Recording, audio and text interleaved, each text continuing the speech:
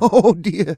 Hello and welcome to the 21st episode of Oh Dear, presented by Beau's Bar and Stage, and a very special episode at that, as we officially celebrate not only 1 year of Oh Dear, but the year 2021 in general. I know there's a lot to hate about 2021. It kind of sucked in a lot of ways, but I think there's a silver lining to everything. We're going to attempt to find it tonight by talking about some highlights from the past year. I'm Ted Emmett, coming to you from Communal Creative Studios in the heart of downtown Red Deer. I am joined, as always, by Dustin Moore, Ryan Lund, and Kevin Walsh. And yeah, just a straight intro tonight. I think I've thrown out more than enough one-liners at the expense of you three over the years. Years? Over. Well, no, it has been years, just 1 year on tape. That's true, yeah. It's felt like a fucking couple of years. So, yeah, tonight I'm being nice, and I guess you guys aren't, so that's how it's going to go. Then we're also joined, a late joiner to our full-time podcast roster, but someone who's been with us behind the scenes the entire time. Coworker Aaron, congratulations on making it a whole year, putting up with this ragtag bunch of nobodies. I'm really excited to be brought back after Kevin subbed for me last week, so suck it, Kevin. Yeah, not to mention how much you just belittled him of his photography skills before this. Kevin, you were the worst photographer we've ever seen. Yeah, Kevin. Kevin, your hair looks good tonight, though. Suck it, Aaron. Yeah. So, yeah, pulling double duty again tonight as Ryan continues to be one of the busiest people in Red Deer. Are you going to be okay over there, Aaron? Or Ryley, again, talk about late joiners who have been really important to this podcast. Ryan and Ryley joined up with us a couple months into this. I don't think we make it a whole year without the support of you and Ryan. So thank you. Thank you for being here tonight. And hey, our first episode with a live studio audience. We have a couple friends with us tonight. Yeah. Good job hooking up that applause sign, Lundy. Yeah. You guys are welcome for the free show tonight. So we have Konnor from Troubled Monk here, not to be mistaken for Bud from Troubled Monk. Andrew Russell is here. We do have the athlete Kevin Strybosch in case Aaron's hair gets worse. We're going to sub them out here. Rene from Tourism Red Deer and Rieley from Cilantro Chive, who brought us some food too. And we've got lots of beer thanks to Door Tender, who couldn't be here tonight. But welcome everyone. We're going to have you all kind of be part of the show tonight if you have any good memories. But yeah, so guys, did you really think, flashback, well, Kevin, you weren't even there, but I think it's because you didn't think we'd make it past that day on the deck. But you guys really think we'd be here 1 year later? I'm not going to lie, Ted. I didn't think we'd be friends 1 year later from when we started this podcast. And you were doing 30 hours of editing and arguing with me at 3 a.m. about the stupidest stuff in the entire world. I felt like I got remarried again, to be honest. How do you think I felt? I would have to hear about your guys' arguments after your 3 a.m. arguments. So he was just rehashing everything. And hey, Lundy, I'm with you. Yeah. I heard it from Dustin. Yeah, I was my partner. Yeah. I was like a mediator. So, man, this is such a nice walk down memory lane already, sharing all the great times we've had doing this podcast. But so Kevin, for you waited. You were part of the original idea right from the get-go, and then we finally said, okay, we got to record this. You couldn't make it. Maybe a good move because you got to see if it was going to land or not before you joined on. So happy 20th episode to you. Yeah, thank you. I do remember those many nights we spent in buried pubs across Red Deer discussing this over beers. And I really remember that one time when we all got together on a Friday night to watch hockey at Dustin's house, and just Ted magically, he was really pushing for this. So he brought like some microphones and stuff and was just like, let's just record and see what happens. And you've never shown us that tape. And I don't know if I want to see it. Yeah, we'll talk about that a bit later. That tape, I don't even know if I still have it. Man, we should turn that into an NFT and just make millions. You got to pee? Nope. Yeah, just turn some knobs. So before we get into too many memories here, we'll talk about our favorite moments as the show goes on. But now we're over a year into this, over 20 episodes. Man, a treasure hunt, a firefighter calendar party, so much more weird stuff that we never thought we'd do. I just have to know for each of you, and Aaron as well, what has been your favorite part of this podcast so far? I'll go first. I mean, there is a lot to choose from, to be honest.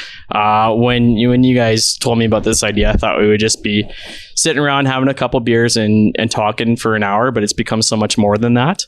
So for my 35th birthday this year, we got a free pontoon boat on Sylvan Lake. That's a favorite moment. I mean, like, what's your favorite part? Do you like doing the interview? Oh, yeah. Okay. So we got to interview Brandon Sutter and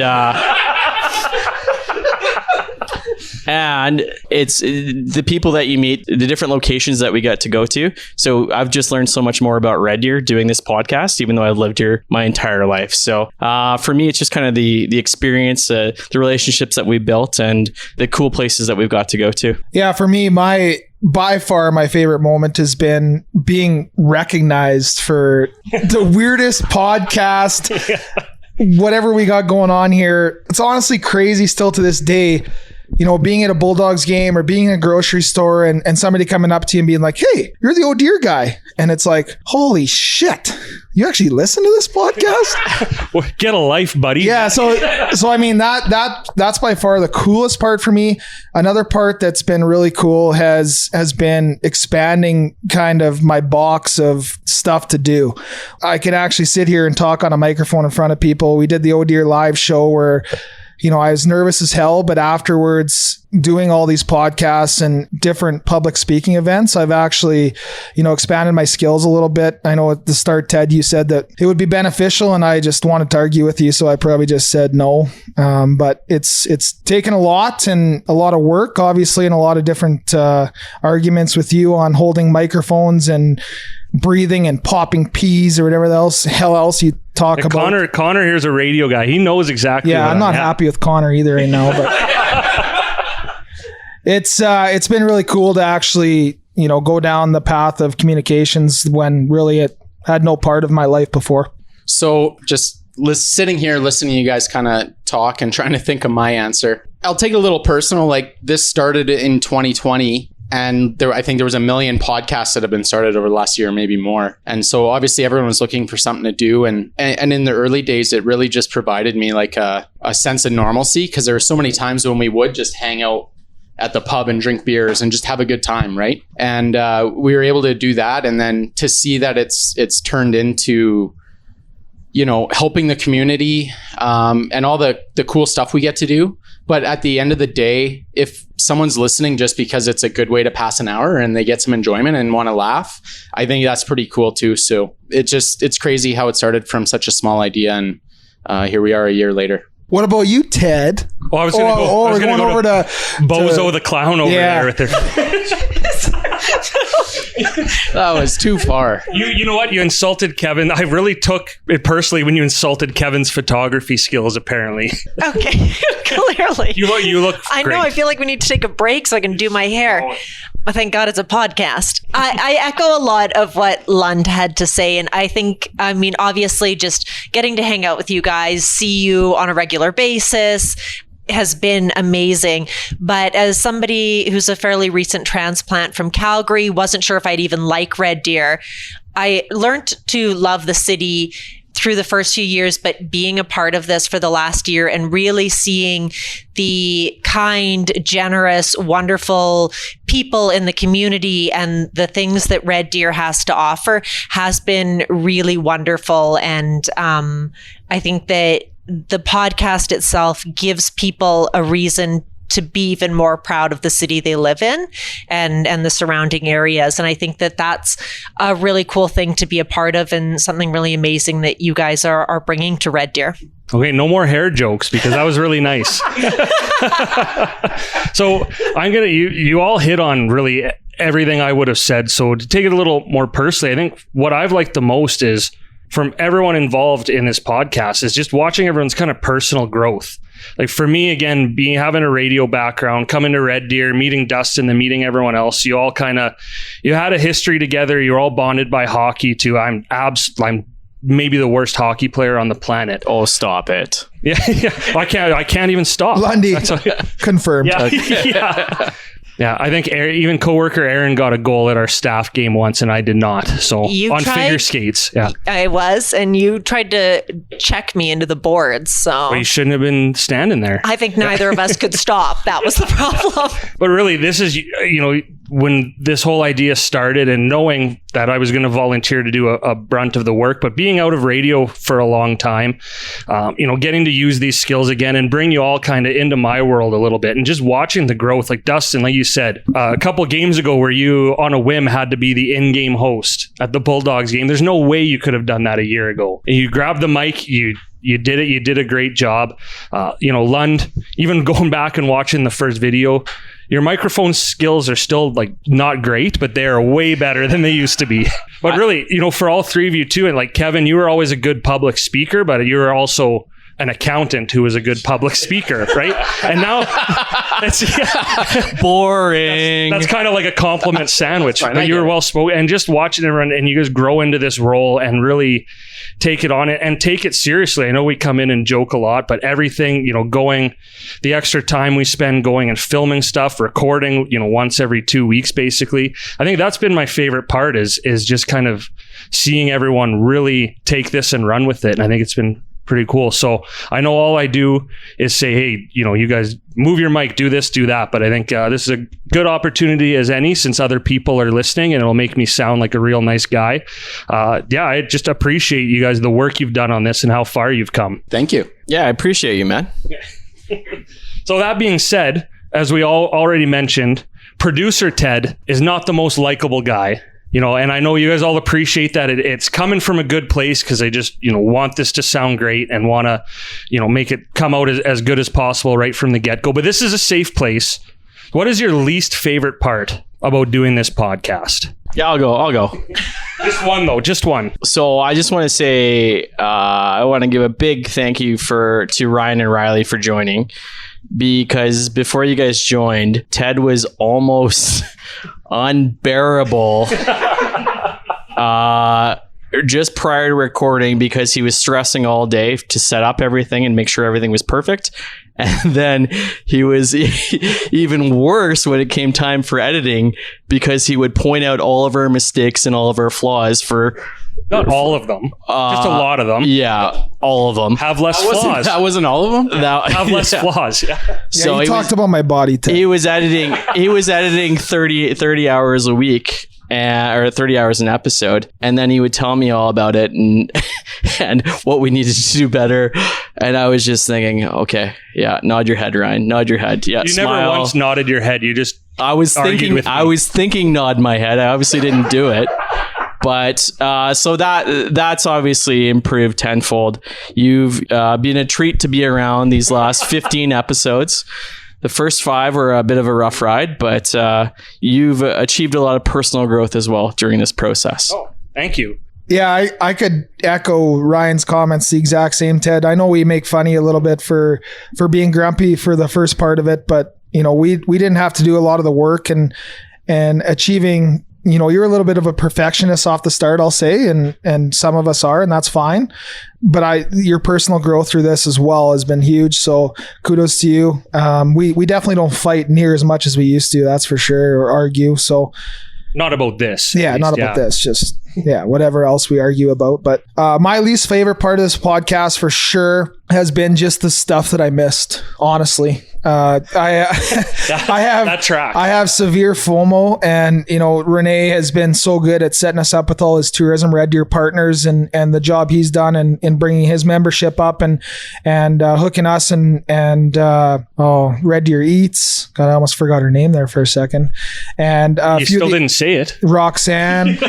God, I did almost forget. I was thinking Roxy for some reason, but Roxanne, sorry, apologize. But just hooking us up with those cool opportunities. I know I miss Canyon. I miss the Saks Thrift Ave. So I miss some cool stuff along the way. And you missed the bird farm, man. And I missed the bird farm. Yeah, I missed a couple things, but honestly, every time I'm just so sad about the great time you guys had. So that is by far the least favorite part I've had. I haven't missed an episode yet though, so. No one has, but since the first one, miraculously, yeah. Worst part for me, I don't really have one. Like, yeah, it was a little touch and go there at the start, but it was just some growing pains looking back. And even there's some days where it's just I'm exhausted, busy at work, busy with family, and kind of sometimes honestly the last thing I want to do is come here. But then as soon as I kind of walk through those doors, it's kind of like, okay, I can just relax and hang out with my buddies. So I don't really have a good answer for you, Ted. Good. Lund had an answer way too quick, so that balances it out. That sounded like a really good interview answer, Kevin. My greatest weakness is that I have too many strengths. I have too many. Yeah, I am too good. I'm too perfect. All right, Aaron. Oh, I've got a gripe. Okay, good. My least favorite part of this podcast is definitely the recording time. We record very late. I understand the need for it. People have children and commitments. I go to sleep at 9:30 p.m. every night without fail. This is very tricky for me. You got 30 minutes. Yeah. Well, the one thing that we didn't actually mention was a couple of episodes ago when we had Miles and Kara here, when they came right in the middle of the recording. Aaron had a nap on the couch out here. I did. So thank you, Ryan and Ryley, for having couches here. Yeah, you guys should have seen her hair after that. All right, that's the last hair joke. Hey, maybe somebody will sponsor my hair for the podcast. We do, yeah. So if you're a hairdresser in town and you're looking for a way to get your name out there, contact us at Oh Dear. Just yell it as loud as you can. How do they contact us? We say to the end of every episode that you never listen to, but and you know what? I'm going to start following. I'm going to start following us next year. I don't really have a least favorite part. Like, it stresses me out and that, but I think a lot of that's my own doing. So I don't really have an answer to that, because I knew exactly what we were getting into when we started this, to some extent at least, and you guys didn't. So your least favorite part's got to be the editing. Hey, that's got no, because I get to listen to it like couple times, and every time I go back and there's a good joke, I laugh every single time, right? So like I get to listen to it, and now that, especially thanks to Ryan and Ryley, but I've got the editing down a lot, and it's the time. I don't like the time it takes, but it's kind of fun to do. Konnor will tell you, like, it's producing stuff when you can like cut something and like cut two sentences and put them together and sound like one. Like, man, I like half-mast when that happens. So Connor's nodding his head back so many times. Konnor's full. Full mass. Okay.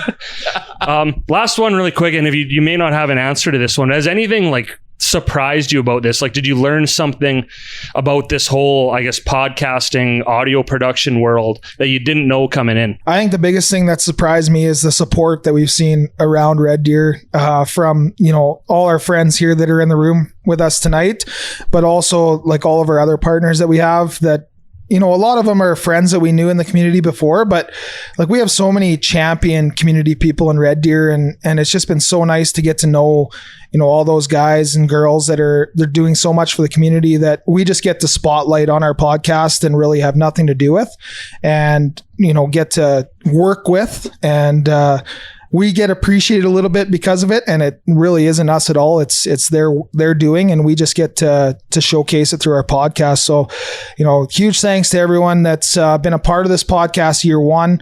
Obviously, we're truly open to highlighting anything that's going on in Red Deer, and get at us at Oh Dear if you do. Just yell it out. But no, honestly, that's been the, I guess, most surprising part for me. When we started this thing on Zoom, we started on the deck, and then we were Zoom for like 3 months. I was talking to my wife about that tonight of how you bought us all this equipment to go down in our basements on Zoom. And I think we borrowed your dad's Zoom account for like 4 months. Oh, we're still using it. Yeah. So thanks, Big Ted. It's pretty cool to see, the really successful businesses like Bo's, Cilantro, Tourism Red Deer is a partner, Andrew Russell, Remax, one of the biggest realtors, Troubled Monk, the oldest brewery here in Central Alberta. Like, we're partnered with all those people. So that's insane to me. I can't believe it, to be honest. So I echo Dustin's comments, and the biggest surprise to me is actually who actually listens to us. Correct me if I'm wrong, Ted, but I think the majority of our listeners are women. I think so. Which I know the majority of our social media followers are women. Well, still, yeah. I mean, must have been that firefighter calendar. Yeah, you're welcome, ladies. So that, I mean, like, you have 4 guys in their 30s. I mean, you would think they would just talk about sports and beer all the time. And that's kind of what I thought we were going to talk about when we first started this podcast. But it's kind of morphed into something a lot greater than just barroom talk. So obviously we're doing something that a lot of people like to listen to, and it's people that I wouldn't expect or didn't even really know would listen to podcasts. So that to me has been the biggest surprise. For me, the biggest surprise was a little specific, but would have been the deer hunt, just because of the level of involvement that we initially expected. And it blew us away, and it seemed like every team was having the greatest time. That was really eye-opening in a really positive way. And I thought it was really cool that we were allowing people to see other parts of Red Deer that they normally just, for whatever reason, wouldn't come across.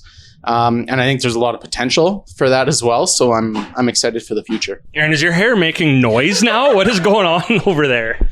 Just a big old mop bucket over here. All right, well, we had to take a bit of a break because someone was dumping out a mop behind Aaron, and we ended up needing that mop because Godspilla over here, Kevin Walsh, dumped Dustin's beer all over the floor. So we're back. We're ready to go. It's too bad we can't ever clean up this recording process, but that's okay. So I think maybe we should clean up your attitude first, Ted.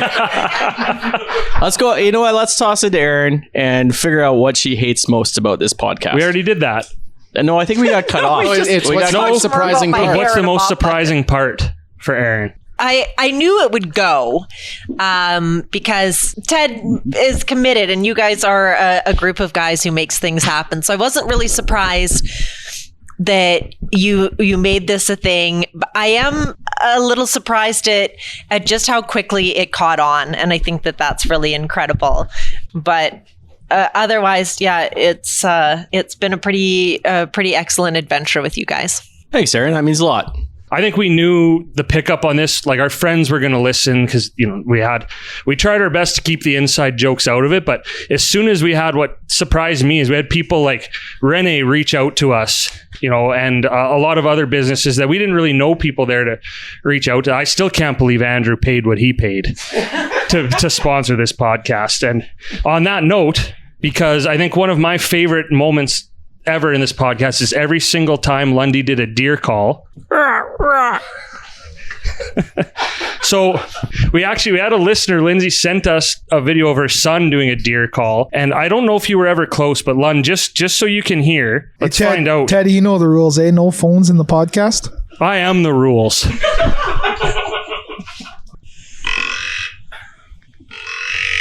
Okay. I was a little off, I guess. I mean, that sounds like he's trying to call a pig. Here's a doe bleat. I think I've got close to that, actually. I've heard him make that noise before, but not when he's trying to. Lundy only knows bird calls. Yeah. Yeah. Yeah, well, maybe you show up to the bird farm, you would too. So not only do I love every deer call because we get to hear Lund do that, we also get to hear Lund yell. Oh, tell him Lundy sent you. So we're going to bring up our first special guest of the night. So Andrew, you are the sponsor of Deer Call, one of my favorite segments too, because we get to reach out to the listeners. But you were one of the first sponsors. You came on probably episode 2 or 3 or something like that. And I guess first off, just what were your overall thoughts? Think back to over a year ago. You see this, you know all of us. You see that we put out a podcast. Before you press play, what is going through your mind other than I have absolutely nothing better to do today? Frankly, I was offended you guys didn't ask me to be on the podcast in the first place.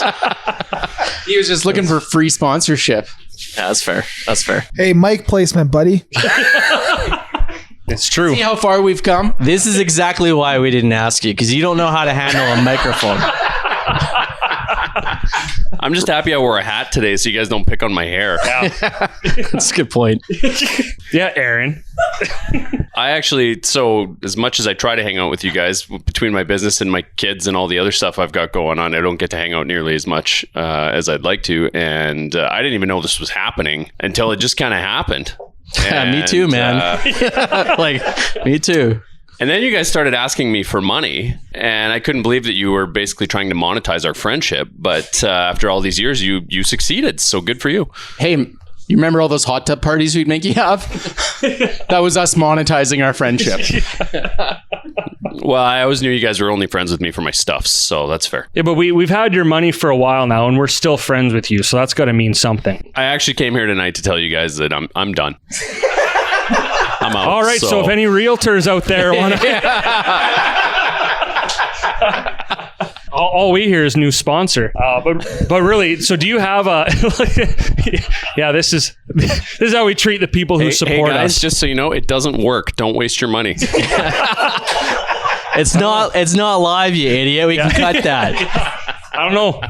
But really, we really do appreciate your support because you are a big community guy. So we appreciate you supporting us and coming on. And, we had you on about 4 or 5 episodes, and you shared some great stories of Ryan Lund. And when you want to talk about me going back and laughing my ass off while I'm editing, those stories about Lund were fantastic. So I think since you've already spoken about me, now you can talk about one of these 3 other guys here. Or you can talk about what's the craziest shit someone's drawn in your face on one of those bus benches.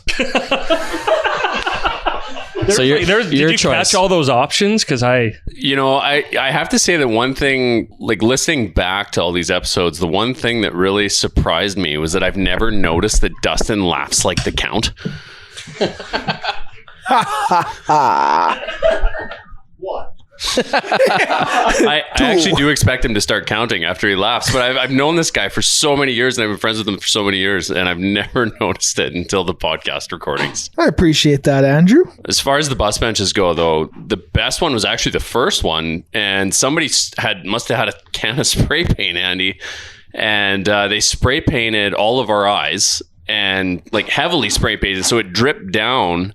And we all looked like Alice Cooper. That was the best one by far. Otherwise, it's just, a lot of unoriginal dicks on the face. And I think I speak for all of us. So like, you were one of our first partners along with Door Tender, and taking a chance on who we are. What we've done. Yeah. You know what you did. But me, Kev, and Ryan pretty good and grew up with us. Idiotic behavior, and for you to that was the worst sentence I ever heard. Whatever. You grew up with us idiotic behavior. yeah I got confused halfway through. I think he's just making his point. Point made. Yeah. But no, the chance you took on us, honestly, we thank you from the bottom of our heart for sure. The support, I don't know if you've seen a ton of support back already, but listeners, please tell him Lundy sent you soon. I got a feeling 2022 is going to be your year, man. Yeah. You're finally going to sell that house. Just not to me. It's a really good thing that I wasn't reliant upon you guys as kind of my last-ditch marketing effort to keep my business alive. But in fairness, Lund and Walsh have both been very good supporters. Walsh has sent me numerous referrals to his friends and coworkers over the years, which obviously I'm grateful for. When I started talking to Ted about this, and he started talking about sponsorship, I thought he was joking, because most of these podcasts run a few episodes and get some listenership before they start talking money. And Ted was giving me the nudge fairly early on, trying to hit me up, and I kind of felt bad for the guys. So, that was part of the reason I jumped in. But honestly, looking back, like, to have anybody else sponsoring you guys, I don't know if I could have handled it. So that's why we went to you first, because we did have an ask. He's got FOMO. Just like Dustin. Yeah, I would have had some Dustin FOMO for sure if another realtor got in here first. So sounds like a renewal. Yeah. And to be fair, one episode, 1,500 listeners. You got to strike while the iron's hot, and we did. So I think the contract actually said that if it wasn't 10,000 listeners per episode, the next year was free. Why did you put that in the contract? That might be true. It might not, but that sounds like an idiotic sentence to me. Yeah, I grew up idiotic behavior too. You guys need to stop letting Ted negotiate contracts. No, it was a pretty good con. We both got a good deal on it, but again, you didn't get a ton of support. It's tough with realtors because most people already have one, and I know from all of us, and you've even heard it too, is the whole "Tell 'em Lundy sent you" thing caught on pretty well. I don't think anyone has a more recognizable tagline as a sponsor than you do. So you are welcome. Like in the world. You guys haven't heard from Lanny McDonald's lawyers yet, hey? I don't think they listen to this. Yeah, actually, Lanny's going to be our next sponsor. Like for mustaches. So before we get too far off the rails, Anne, do you have any specific like favorite moments, favorite things that you've been a part of with this podcast or seen us do, or even just like a very specific memory? I don't actually listen to the podcast, so I guess I don't really have any real memories, but... Maybe your thoughts on some of the terrible ads Ted has written for you. Yeah. Let's talk about, I think I'm 50-50 on ads. Some are good, some are bad. What do you think of those? I think either way though, I tried to make them memorable, because like if I made them bad on purpose, it was so that they'd be memorably bad. So I knew that when Ted asked me, he said, "What do you want to have for ads?" And I said, "You just do your thing." And that's usually the more memorable. Oh, I pulled a Dustin there. Memorable listens. And I have to say, the Ode to Andrew Russell poem was pretty damn good. It was supposed to be a song. Oh, that's coming. I honestly have something big in the works for you for that. I hope so. If you were new. Yeah. Yeah, dangle that carrot. Plus 15% from last year.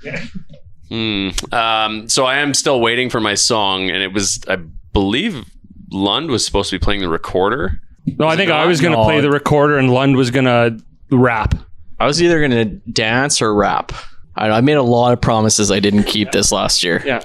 I'll tell you one of my favorite, or at least maybe not favorite, but a strong memory of partnering with Andrew in this podcast is I get a lot of texts, especially one was literally just 2 days after the episode came out. He obviously listened. I just got a text. That ad read was fucking terrible. And it was out of all of the realtors, Andrew's one of them. Yeah. But then I got a lot of comments from people on that one too, thinking it's funny. So you're top of mind. So suck it. It worked. I think you're full of shit, and you just came up with that as an excuse to kind of back up your crappy ad reading. Yeah. To quote Dustin Moore. I rephrase that. Your crappy ad writing. Kevin's crappy ad reading. Aaron, you've done an excellent job. So thank you. Aaron's the expert, not Kevin. But prove like you can't prove that I didn't think the of Chuck that. Norris one was pretty good. I mean, not overly original, but pretty good. Just creative. a backhanded compliment. It was creative. So for all the sponsors that are thinking about signing up, Ted writes your ads like literally 3 minutes before the show. So It's like 3 hours. Probably not much better, but no, in fairness, there's been a few that were a little weak, but the other ones, such as the Ode to Andrew Russell, made up for it. So I forgive you, buddy. And the discount on my renewal will make up for it. So, all right. Hey, the bad ones just make the good ones even better. That's my motto. More poems. Yeah. That's what I heard. Part of my renewal, Ted, this year is that you will be shirtless in front of one of my open houses, whirling around one of those signs, like the sign guys you see on the side of the major thoroughways. So you don't want to sell any houses through us in 2022 either, is what I'm hearing. Yeah. Why start now, Ted? Why start now? He only wants to sell houses to thirsty women. I know that's getting cut. I don't know. I know that's getting cut. I don't think that's why Editing this segment should be fun for you.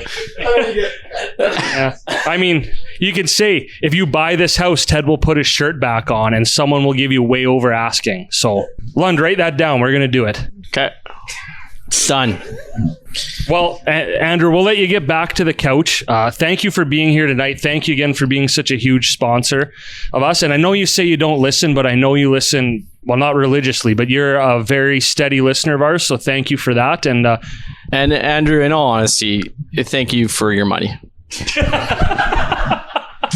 Did you actually get any of that money, Lund, or did Ted hoard all of it? I guess technically it probably paid his rent, so... Yeah. Indirectly, he got it. Yeah, one way or the other, I get paid. All right, we're going to bring Aaron back because we are now going to go into a deer call. Thank you. Did you do something when you were on the couch? Man, that hairdresser ad worked quick. Strybosch was just braiding it for me. It's fine.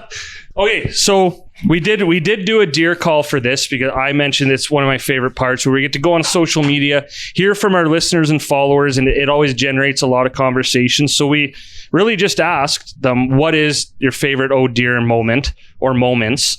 Louis Corvo, again, one of our great sponsors, couldn't be here tonight, but he said, we'll start off with a nice one. He said he just loves hearing about anyone doing something good in the community, which means the Glad game is working. And he did not say anything about, I love hearing about people's birthdays in November. So That's Louis' opinion.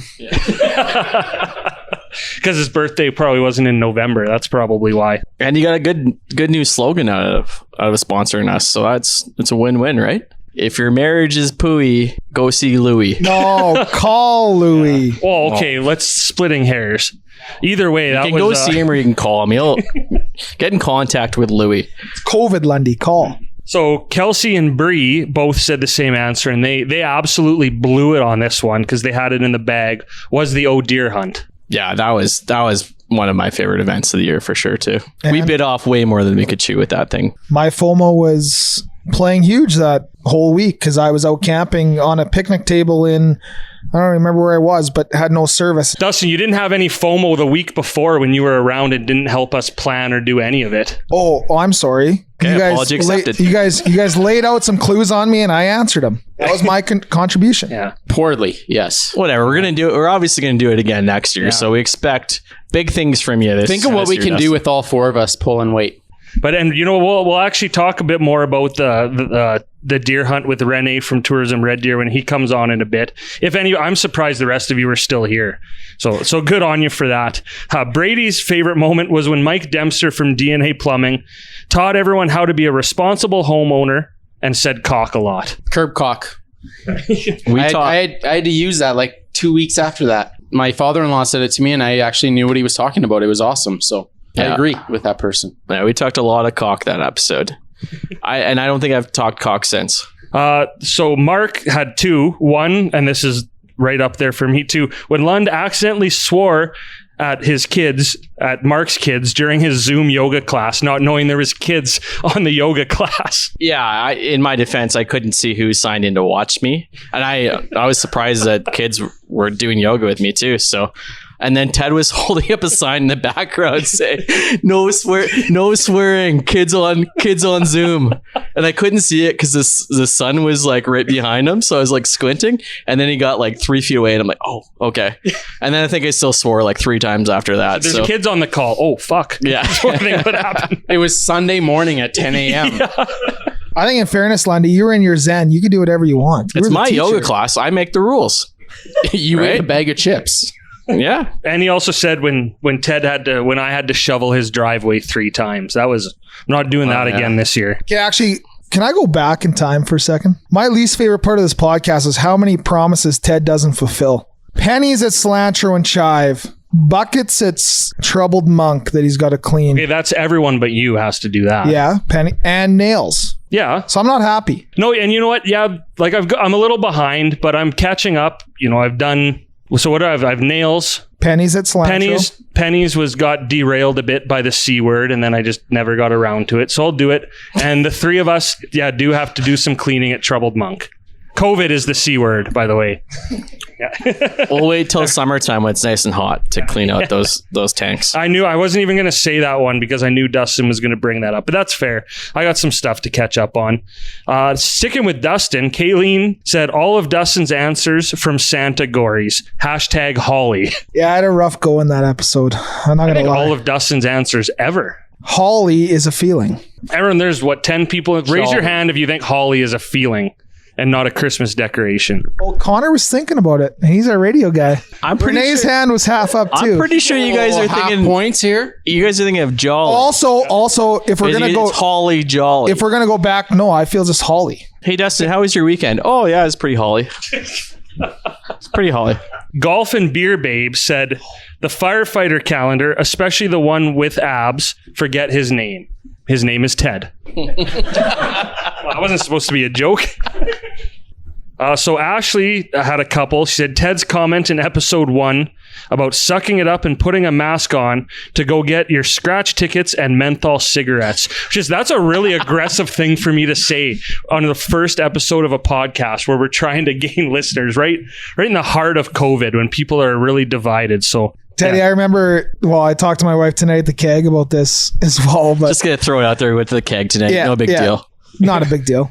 Say the keg one more time. You're welcome. In front of our sponsors. So I was at the Cilantro Chive tonight, and but honestly, my wife, like, the first episode happened, and she thought we were a bunch of idiots for doing this podcast, and it was just another reason to spend time together. But after we aired the first episode, and she listened, and she listened to that menthol cigarette scratch ticket comment, she's like, this is fucking hilarious. Like, and I think there's another one on there about, go ahead. Yeah, it was where does Ted get his gas? Taco Bell. And I think that was when the world really first met. Like you were kind of funny throughout the episode, and then everyone saw right there, this is who Ryan Lund is. Oh, wow. I had a coming out party, hung over as shit on my deck. You guys are interrupting Sunday morning football so we could record this silly little podcast.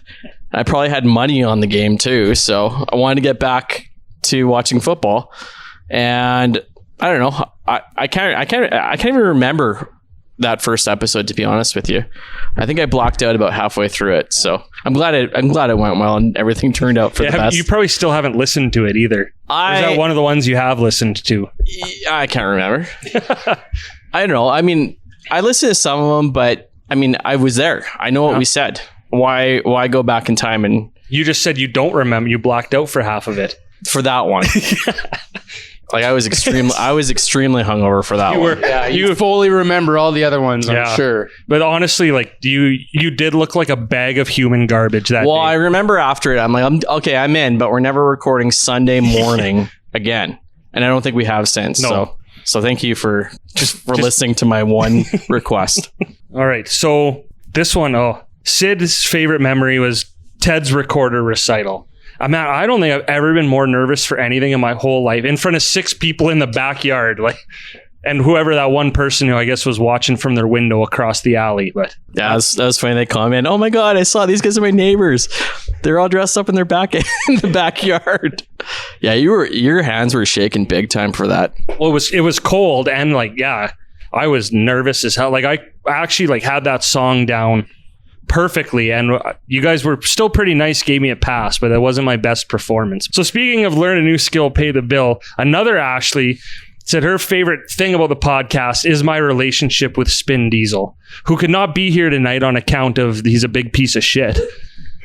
But also she had a nice one that can lead us into a bit of conversation too. One of her favorite things was the interview with Cam Moon. And, that one was awesome. It was right after he got the Oilers gig, but including a lot of the people in this room, we've had some actually amazing guests on this show, which is another part of it that I think I never thought would happen. But the time people take to come out, in a lot of cases, it can be good for them, their business or whatever they're doing, but still to put yourself out there, come on the show. I think we're now close to around 20 guests we've had. So I think that's pretty cool too. And that's been a highlight because I love interviewing people. I think it's awesome. I honestly, in all seriousness, you can't even be serious, Lund.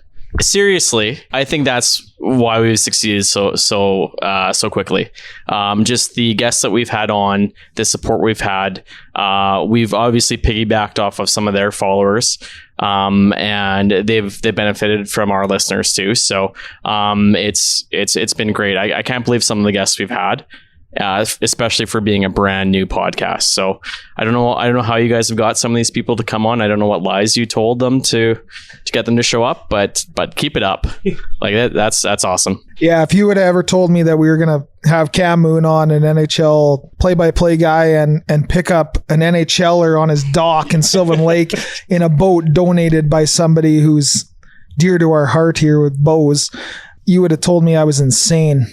I could agree totally with Lundy on the guests we've had and that we'll continue to have on this podcast, champions, like I've said before, in our community and people enjoy listening to. I know Brooke Wilson was one that was huge for us off the hop too. Like I think it was episode 5. Those, the influencer, the famous people we've had. Content creator, not influencer. Yeah, oh, that's right. Yeah, we're influencers. I forgot. No. Content creators. Oh, that was it? Were you done? Well, I don't know. You guys interrupt me. I lost my train of thought. Idiotic behavior. Yeah. So I'd ask Erin what she'd think about our guest, but she's usually sleeping on the couch, so she probably missed a lot. Oh, but you actually listen, so I guess you have heard a lot. Do you have does anyone stick out in your mind? Not to single anyone out that in this room that's been on, but I do have a really specific memory of Sutter actually. When I was riding my horse through what's that fucking park we go to? Heritage Ranch. Heritage Ranch. I was riding my horse through. Tourism Red Deer's here, Aaron. Jesus Christ. What's that fucking park? Where's that place Dustin took a dump in the woods? All I can think of was On the Dawn Run. Platoon. No, I was riding my horse through Heritage Ranch and listening to that episode, and I wrote the primer Pretend, and I was howling like I looked like a crazy person because I have this podcast going. I'm on this giant red horse in the backwoods and just laughing hysterically to myself. So that was a really clear memory I have of one of your interviews, but the talking about cock a lot was great too. Yeah. And hey, Rene, all your sponsorship money is working because Heritage Ranch is top of mind for everyone. So hey, on that note, why don't we bring up another guest, someone who has never been on the podcast before. Rene from Tourism Red Deer, are you ready to take the hot seat? Your hair looks great, so I think you're ready. I'm afraid it's up here now. I have no hair. Yeah, good luck. Yeah. Maybe Ryley can edit something in. No, So there's no fixing this. I'm married to a hairdresser. So we have a sponsorship though. yeah, there you go. So Rene, for you, you are someone else too. You connected with us really early on. I think it was just after Christmas, and you were pretty new too. I think at that point to Tourism Red Deer, so you were looking for something different. And apparently, you thought the first thing you want to do is attempt to lose your job by hiring us. It was sketchy. So what was the thought process though? Because I know you knew some of us a little bit. You knew Dustin pretty well from all your time with the Rebels, but that again for you is a pretty big leap. I think we were only 3 episodes in when you came on as a pretty big partner of ours. Yeah, I wasn't scared, but I think the fact is that we wanted to reach out to a demographic that was in the 30s or so with families. And I think that's one thing with Tourism Red Deer we're trying to do, especially with COVID. We were stuck with, we can't bring people into Red Deer as much as we wanted to. Let's focus on Red Deer. Let's focus on Central Alberta and focus on people that need to get out of the house. They have kids. They got to do some things. They're living together and they're inside their house the whole time and they're getting antsy to get out. And so looking at you guys going, you know what? It's a perfect market to talk to people that your audience. And I think that was kind of the nice things that there's so many great things in our communities from Central Alberta, from Red Deer. And, we got great people that are doing great things. I think having people get experience that was a huge part of it. And I think that's why we wanted to hit home with something different. You guys were new at the same time, but also kind of getting some traction and hitting home with some people that were looking for something right now. They were looking to get out. They're listening to podcasts. They were engaging with different things. So they were looking for a little bit of guidance. And, you guys rolled with it. It was awesome. I think I speak for, Kevin and myself and Lundy and his kid Ted here, but partnering with you, Rene, and the job you've done at Tourism Red Deer since you become the executive director, I think has helped all of us at the same time rediscover Red Deer and some of the places that explore Red Deer's backyard. Yeah. Whatever, Lund. Hashtag explore Red Deer's backyard. Did I just recreate your hashtag? Hashtag get out of the gray, but honestly, colors.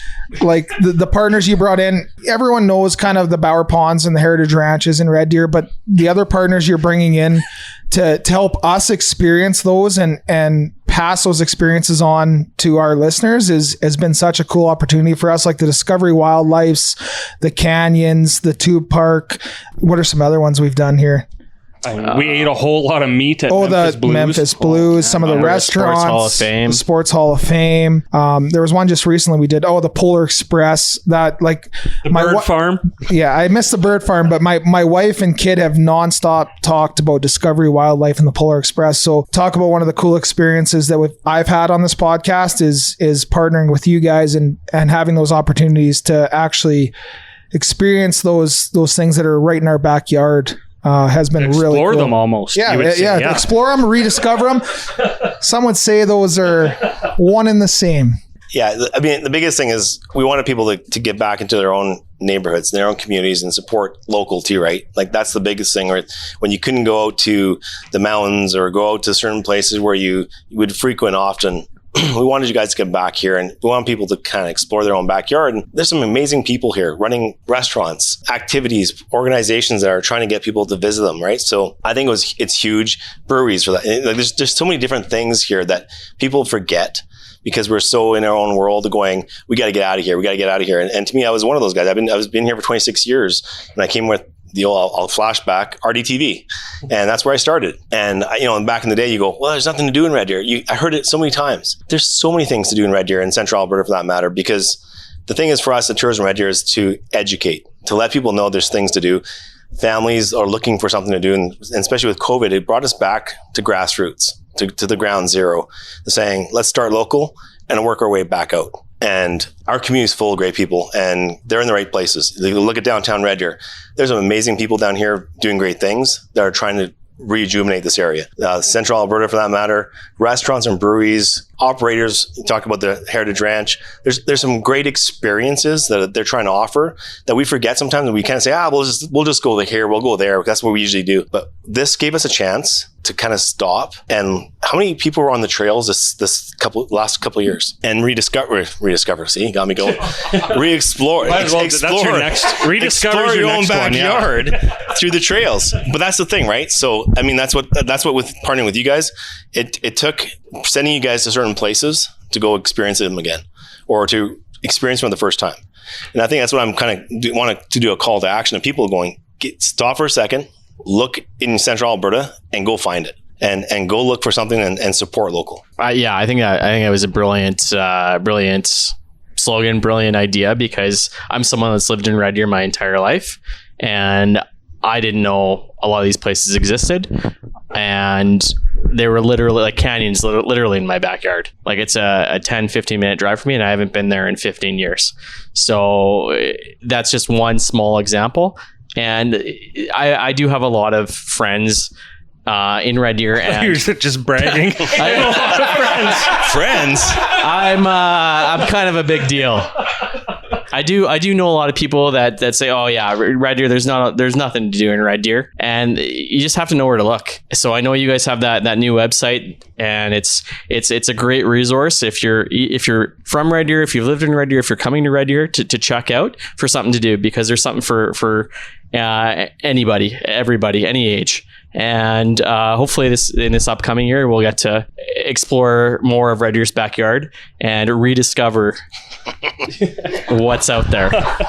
And Rene, I think one thing that I really liked in partnering with you that we learned is that tourism does have members. It's something I think a lot of people wouldn't know. We have a pair of them in the room right now. Hopefully they still are, or else I made things really awkward. But, Ryley here with Cilantro and Chive, and Konnor here with Troubled Monk.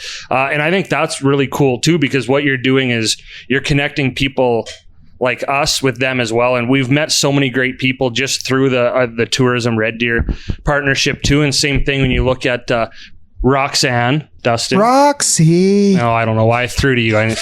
That is not the song. Yeah, it's Roxanne. Anyways. Turn out the red light. You don't have to go home tonight. Is everyone witnessing how much editing I really have to has to go on here?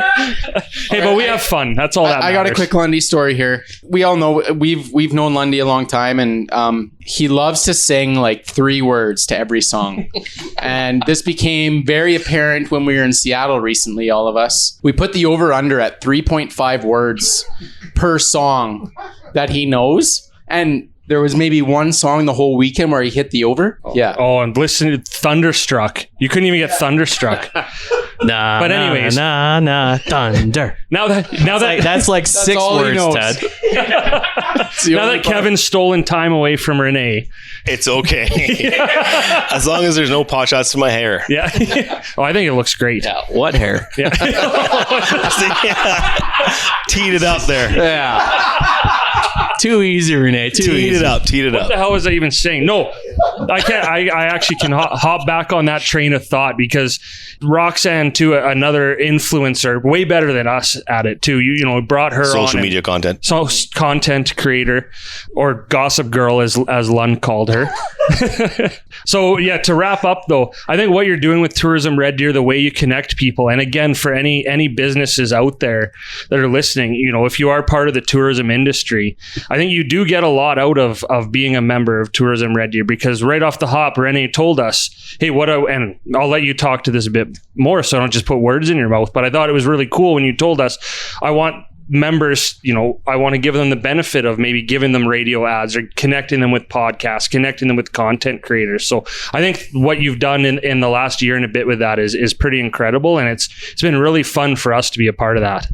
Thanks. No, I mean, the biggest thing for me is just, we have to be louder, right? And to me, as Tourism Red Deer, our organization is supposed to be representing the members and our industry. And through COVID times has not been fun. We've been creative.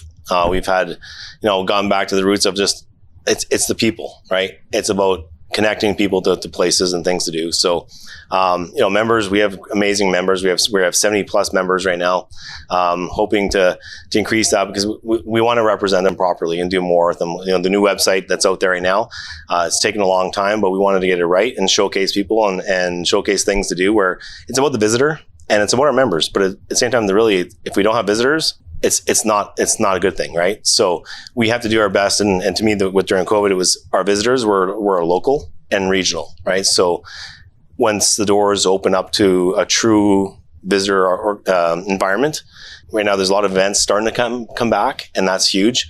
But I think with the membership and strong that we have some great people. And I think that's the biggest thing, is being loud for those people, and those, they put their lives on the line, really, when you think about it, because they put their livelihoods. They own these businesses. They work hard.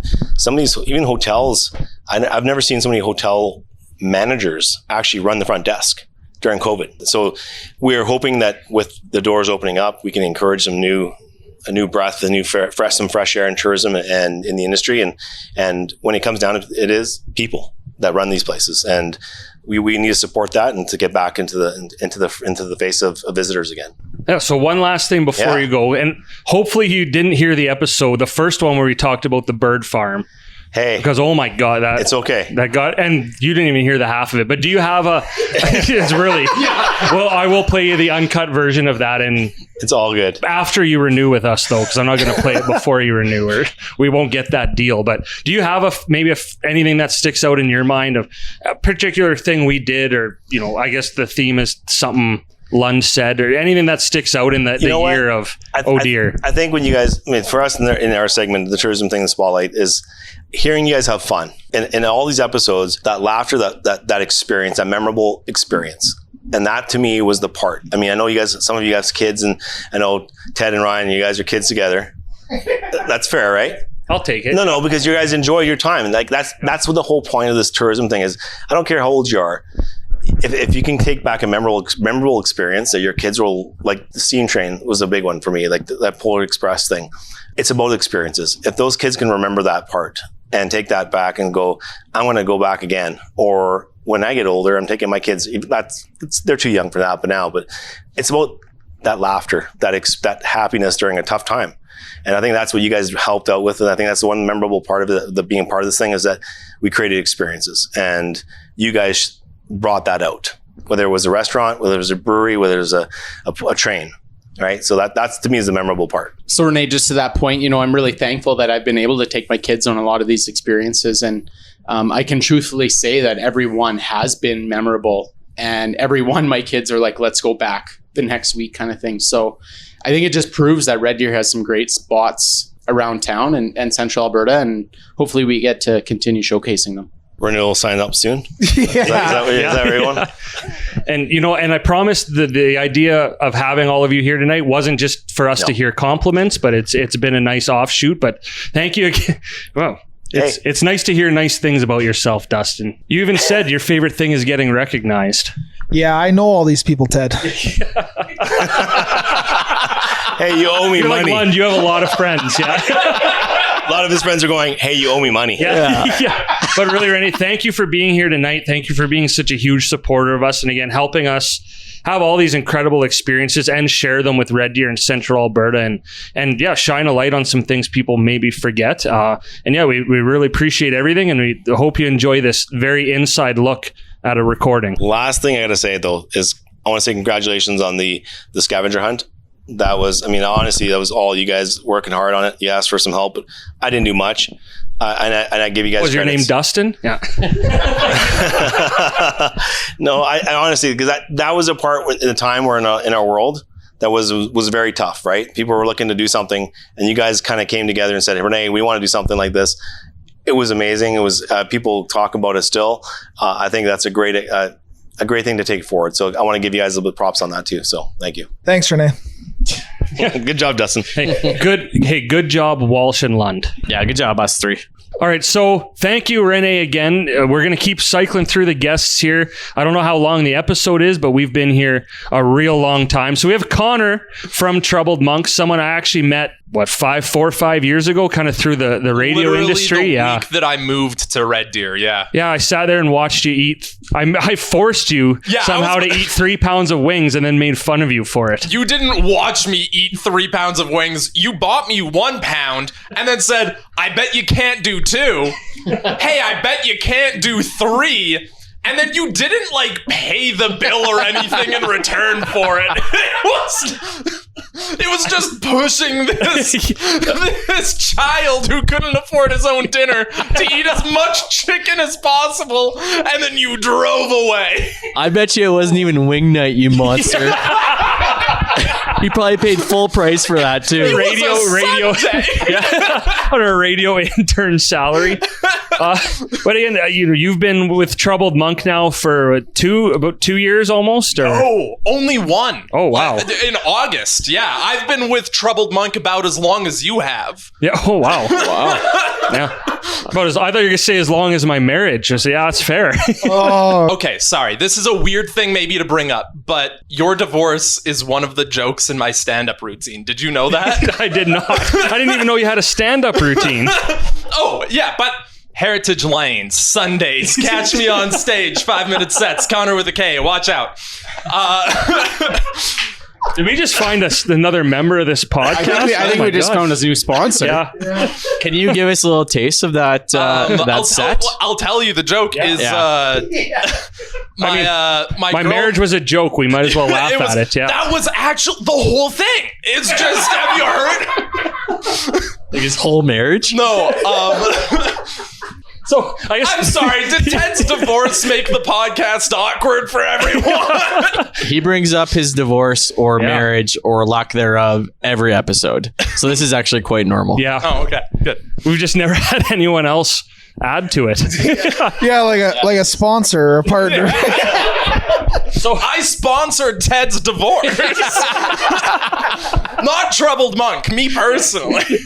Oh my God. So before we make me feel any worse about my life, let's talk about Troubled Monk, because you have been there for, you said, a year and a half. We're not going to get back into the full timing of it, but you do some really great content for them, doing their social media, and just Troubled Monk in general. In the last couple of years, you guys have been absolutely on fire. Like the amount of beers you're pumping out and the things you're doing in the community and around Alberta. So for you, it has to be pretty fun to be a part of.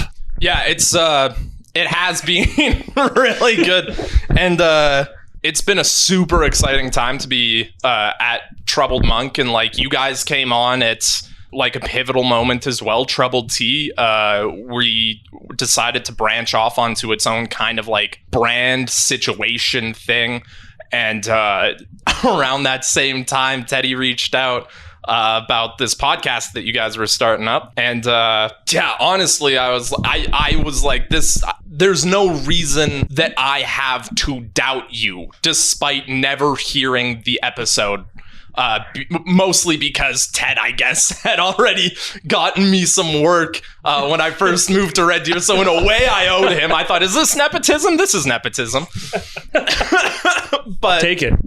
Troubled Tea Time. You guys did a few lives with us as a sponsor, and to this day, it's still going. And no, it's exciting. I've enjoyed it. I know for myself personally, every time I have someone in my house who hasn't tried Troubled Tea, they try it and they're instantly hooked. And I think it's just our podcast that sells it to them. So I think you guys owe us a big thank you. Yeah, I mean, here's the thing. Surprisingly, we don't advertise anywhere else. We don't sell the product through any links other than Oh Dear itself. But sales are through the roof, so you must be doing something right. You're selling handfuls of them at a time. Handfuls. Yeah, dozens. I tell you, as many as you can grab, man. So it's. To speak of that though, like I've never had Voldemort, the other company. Yeah, I never had of course. though I've never had the teas before. And I had a Troubled tea and I truly am hooked. Look, we're not legally allowed to do competitive marketing and say we're better than anybody else, but you are. Who's going to listen to this on a podcast right now? So do with that what you will. Hey, it tastes great. Yeah. But I agree. Like Lund and Dustin both said too. Like the amount of people that have tried it and are hooked, and that's another really fun partnership for us because we love to drink it. And I drank a ton of it in the summer because you guys too were really generous. Every time we did a Troubled tea time, you provided us with tea. So I don't know. Dustin usually drank all of his during the Troubled tea time, but I know we always had some tea in the house and in the summer, and it's still my favorite drink. I will go out on a limb and say that right now. I don't think it's a secret.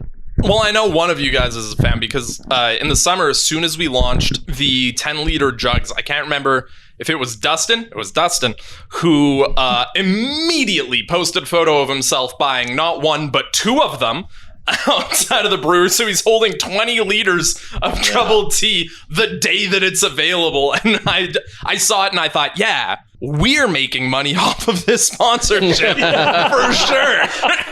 Like honestly, and going back to summer a little bit, I know it's a year-long drink and it's so tasty, but for me, camping season, you can't get anything better than that 10-liter Troubled tea, especially when you're going out with friends, sitting around a campfire, just having that ready available.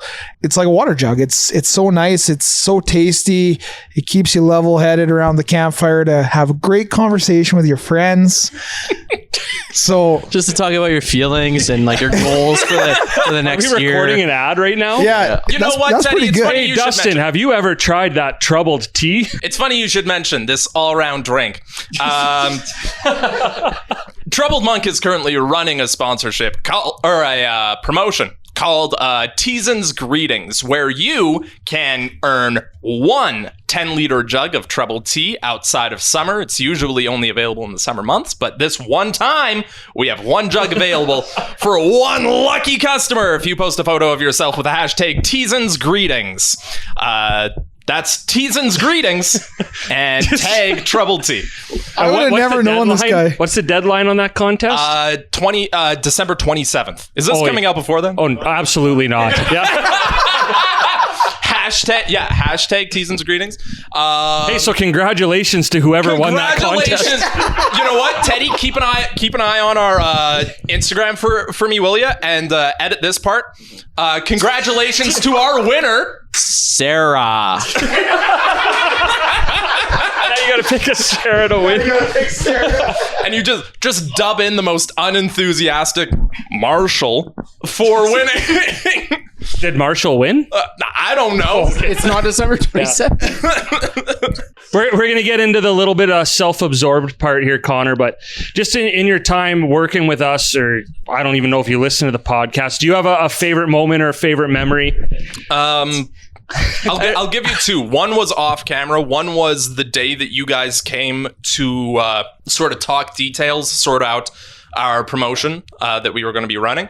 Because I remember, I don't know if all four of you were there or if it was just three of you, but Teddy came in guns a-blazing with as many details and numbers as he could.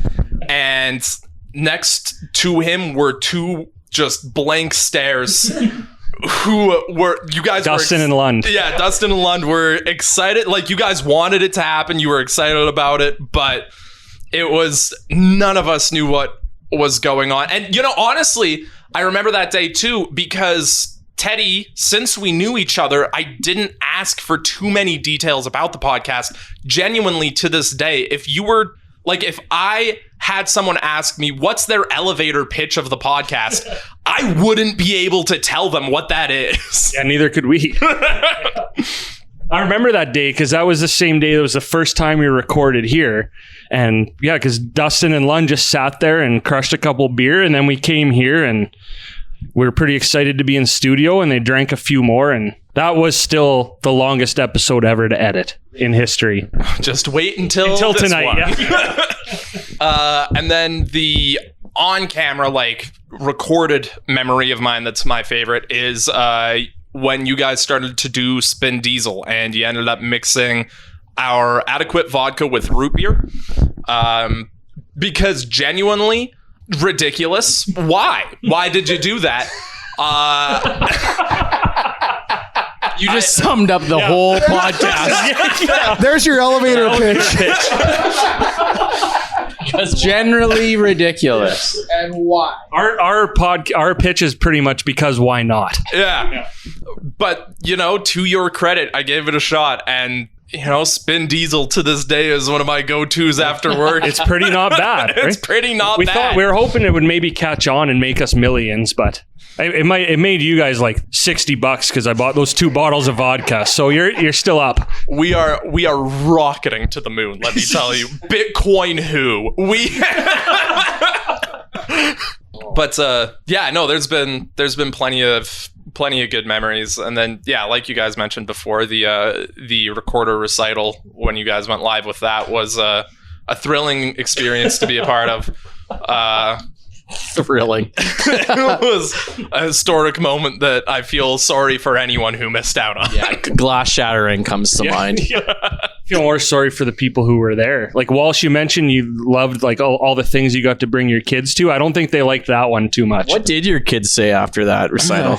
It was kind of funny because we played it up a little bit at home. So we were like, oh, we're going to this fancy concert, like dress up. So, date night. Yeah. So my 2 girls wore nice dresses and did their hair, and we were there for like 20 minutes, and Lund told some jokes that were maybe crude and uncrude, and then they were fine, they just weren't good. Yeah, and then Ted played the recorder, and we got back in the van, and my oldest at I guess 6 at the time, 7, I don't know.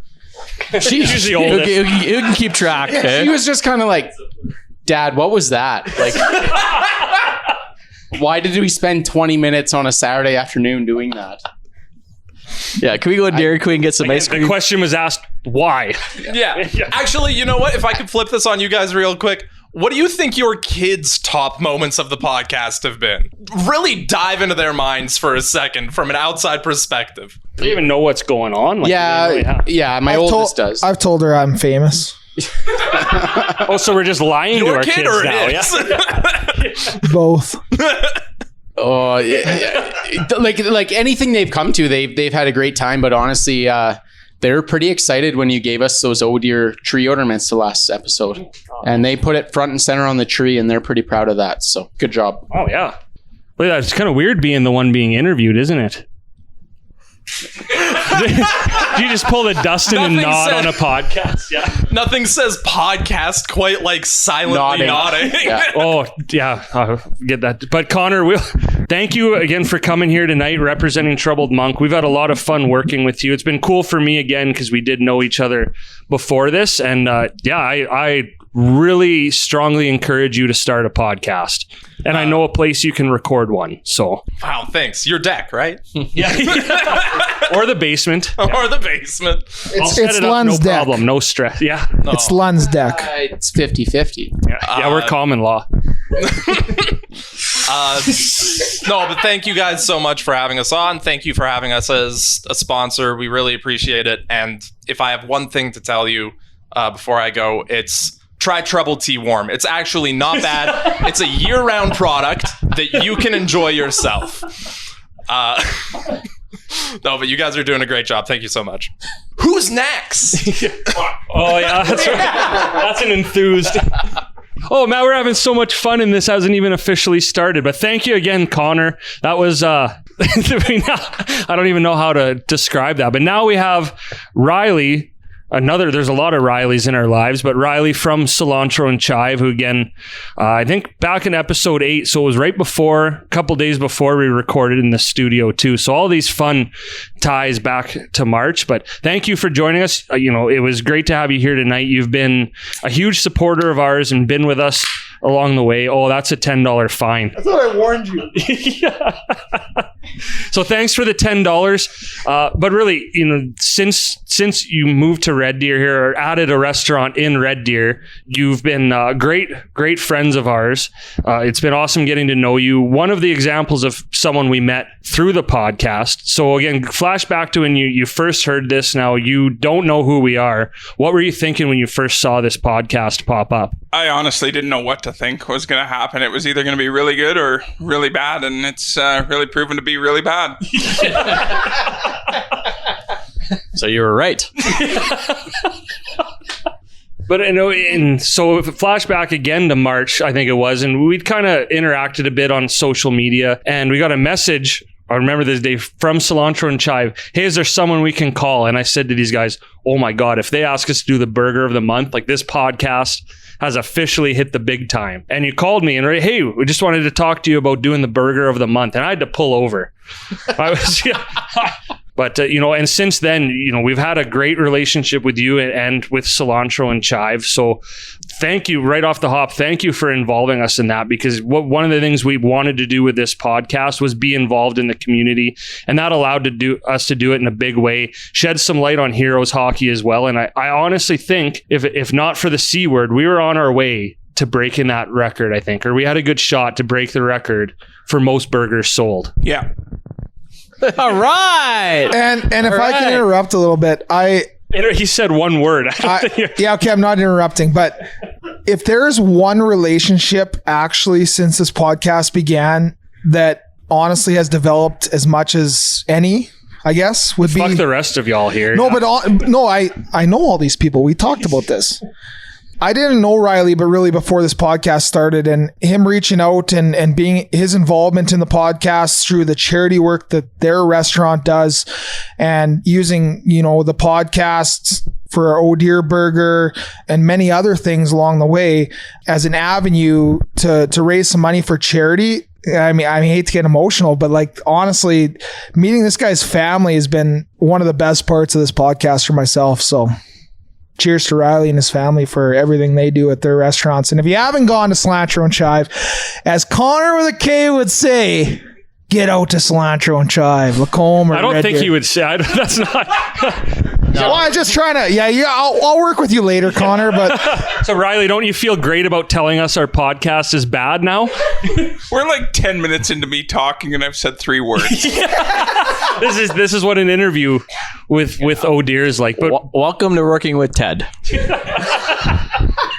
No, but in all honesty, though, watching the first few videos that you guys posted online, there's been several podcasts and several different Red Deer focused things that have shown up on social media, and they've all kind of just gone to the wayside rather quickly. And to be able to work with Roxanne with Red Deer Eats and what she's doing in the community has been fantastic. And with what you guys are doing and showcasing and highlighting Central Alberta and Red Deer and what's going on is fantastic. I think we joked about this earlier about you guys are the Seinfeld of podcasts. At the end of the day, you guys talk about nothing. You guys do nothing.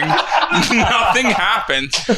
But there is so much, I just throw it on the background of doing some work in the day and get connected to the community and what's going on. And I mean, the group of people that are here and connected into you 4 guys as to what's happening is fantastic. You guys have done a lot for Central Alberta, so hats off to you guys. So who would be Kramer?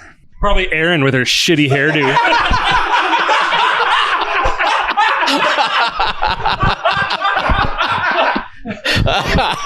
Aaron, I promise I have some scripted, really nice things to say about you at the end. Oh my god! Holy fuck! Oh, we never rag on Aaron. This is the first night. Aaron, if you need to come for drinks afterwards, we'll open up the bar for you. That was the angle we were working. Yeah, count the pennies while you're there, please. But Ryley, you're also like our target demographic because you have the same kind of sense of humor as us, and you're a huge community guy. You know, I think everyone knows what you've done with Cilantro and Chive in Lacombe, and you have people, I've said this before, Dustin hates driving 5 minutes from his house, and he used to be so excited when he was going to Lacombe to go to Cilantro and Chive. So I think what you're already doing there, and then bringing that to Red Deer too, and what you've been able to do, especially during a pandemic, and that kind of community you've been able to create is pretty amazing. So we are very, very lucky to partner with you, and maybe we might even ask for some money from you in the new year. Yeah, you guys are very lucky to partner with us and continue this relationship. So if you, I don't know, we'll see. But in all honesty, Red Deer's been fantastic to open their arms to the community and being able to engage and continue having some fun and doing what we do. It's been fantastic. And working with you guys and doing the Burger of the Month, it was a good time. And it's unfortunate that COVID is what it is. And unfortunately, we weren't able to do as much dine-in as we would have liked to and try and jack up those burger sales and have some fun. But being able to bring Heroes Hockey to town and have that conversation and be able to raise some awareness for what they're doing. And I'm sure they would have come to Central Alberta if not for us, but to be able to highlight that is huge for us. And with our Burger of the Month, we never anticipated we'd be coming up on 5 years and being able to give out, we're close to $100,000 in a very short period of time is fantastic. But that's all because of our guests coming through and because of awesome people like most of you. Yeah, Aaron. But awesome people like you guys still coming out and supporting us and having some fun and being able to connect with the community. It's been a heck of a ride for those last 5 years. Lundy, hold up your applause sign for the audience for Ryley and the Burger of the Month. Yeah. But in all honesty, it's our guests coming through the door. We can't take any credit for it. We just have some fun and connect people. I think that's a whole load of bullshit because you and your family.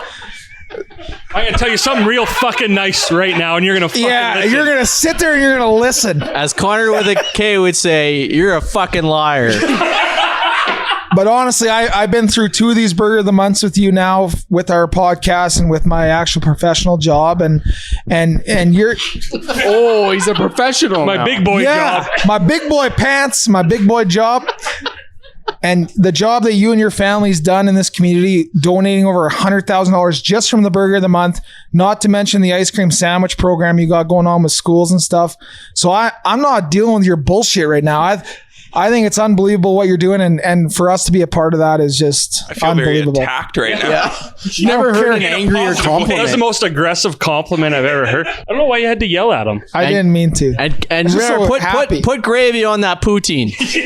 That's a revolutionary idea. We'll take that back to our team. And Tell your chefs. All right. Well, again, Ryley, we're going to do the same thing. Again, you've been partnered with us for a long time. Do you have a favorite moment or favorite thing, favorite memory, anything like that? Obviously, working together for the Burger of the Month was an incredible time. It was a really unique experience that you offered to, 24 people a year, roughly. So to be one of those 24 now was pretty cool. But do you have anything else that stands out? we were listening to the podcast. We were driving out to my in-laws' place, and it was about an hour and a half away, and threw on the podcast trying to catch up on an episode, and my daughter was sitting in the back seat and she was hollering at me, so I had to turn it down, and she's like, "Why are we listening to this?" Why? And it really kind of summed up a lot of what we talked about. But in all honesty, a couple of weeks ago we were chatting too about this, sent you guys the text message, but there was 3 guys in the restaurant and there was 3 girls at the table too, so there was 6 of them there. And Adds up. Thanks for checking my math. Yeah. These 3 guys were going back and forth pretty hard about who knew who on the podcast more than the other. You know them better. No, you know them better. You're better friends with them than me. It was pretty comical to see that happen in the restaurant, and they're puffing their chests about it. But you guys are doing a great job, so thank you very much for all that you guys do for our community. What were the girls' reactions? They were drinking drinks. The time of their life. I couldn't care less. Yeah, that sounds about right. Yeah. I'll chime in here. I just want to say that interview that we did at your restaurant, the keg. Just kidding. That interview that we did at your restaurant in Red Deer, Cilantro and Chive, was one of my favorite. That was the interview where I thought, oh, you know what? This podcast is actually going somewhere. because we had the whole patio kind of blocked off. We were making the burger decisions, and there was people watching us while we were interviewing you. I felt like I was Barbara Walters and you were like Britney Spears. Like I was interviewing some big celebrity, and it was pretty cool. So thank you for that experience. You're welcome. Did you listen to that whole thing? That like what he just said? Or do you know what you're saying thank you to? Was that Adam Sandler? We are all dumber just for listening. All right. Well, this is probably a good time to wrap up. But again, Ryley, thank you for coming on here, for coming tonight. Konnor's on, I think, his third poutine. So it's awesome to have you here again. You know, Dustin very aggressively said this to you, but he's right. One of your great example of the relationships that we've built just because of this podcast, and hopefully it continues. So thank you again, and good luck in the new year. Thank you for having me. Thank you again to Ryley. And now, fresh off his podcast debut, we have the athlete Kevin Strybosch on here, mainly because I want him to tell us about how he got recognized, 2 days after episode 20 came out, because you hated it. It was awful. I was sitting at my desk at work. The last thing on my mind is someone is going to walk into this office and be like, hey, you're the guy that was on that podcast. But I'm getting ready to go into a meeting, and one of the people who was also in the meeting, she comes in the front door, and first thing she says is, hey, how's the athlete doing today? I went straight red. I had no idea what to do or what to say in that moment, because you guys are the only ones who call me the athlete. So that's the only way. That's the only way she would have noticed and recognized me. So it was, I understand Aaron's weird story from the rage room now, because it is very awkward when someone recognizes you from essentially just your voice, as Lundy said. But it's awesome because I always think when people listen and people say coworker Aaron or the athlete and they call you by the nickname, that kind of shows the engagement that our listeners have. And she's probably listening right now. So A, you didn't do anything wrong because I loved it. And B, deep down, Kevin loved it too. Even he just didn't know how to react to it. I'm not sure why you just didn't take your shirt off and be like, I'm the athlete. You can't take off your shirt if it's already off. Full disclosure, I don't really like the athlete nickname. Can you guys cut it out? We've only known him for 4 years. We call you by your other nickname, Uncle Meat. That's a whole other story. The athlete will do. Yeah, the athlete's good. Yeah. We might stick with the athlete out of that. Enjoy your next meeting. No, I don't like it because I feel like it makes me sound narcissistic and full of myself. But I am all of those things, but I don't want people to know it. I am all those things. Wait a sec. You're an athlete and you're also Uncle Meat. Is that what you're saying? I have been called both of those names before, yes. Thanks to Ted. Yeah, but the Uncle Meat one is very weird. Ted started calling me Meat at some point. Because it's from Bull Durham. You were the young guy at the Chubs. I'm a child. You were the young guy at the Chubs. He called the rookie Meat. That's where that came from. And our coworker has young children that Ted decided to instill in their minds that my name is Uncle Meat. So we were at a Rebels game one time. Sounds so much weirder than it is. Yeah. We're at a Rebels game one time, and they used to billet players for the Rebels. So they would be at a lot of games and see them on the concourse. And this 2-year-old and 4-year-old are just calling me Uncle Meat in front of however many people are at the game. And then a cop walks by and you're like, no, it's cool. I don't like a lot of my nicknames. in case you couldn't guess that. The reason you're on here, we had you on last time too, but you have been a huge supporter of us the whole way. You've helped us out, especially me personally, whenever we've needed a hand with the podcast. So thank you for that. It was great to have you on last episode because you, just like with Erin when she came on more full-time, showcasing the work that you're doing behind the scenes as well. But do you have a favorite memory? I have a lot of moments because like you said, I kind of get to see the behind the scenes and the front of the scenes and listen to the episodes and see what it all turns into. One of my favorite moments for sure was at the calendar night because I don't know what it was. I don't know why I wasn't expecting it, but when Erin went on stage and announced that the firefighters were coming out and then Dirty hits, like something in my body just flipped, like it just switched. And then you guys came out and Ted was going 10,000 miles an hour out that door.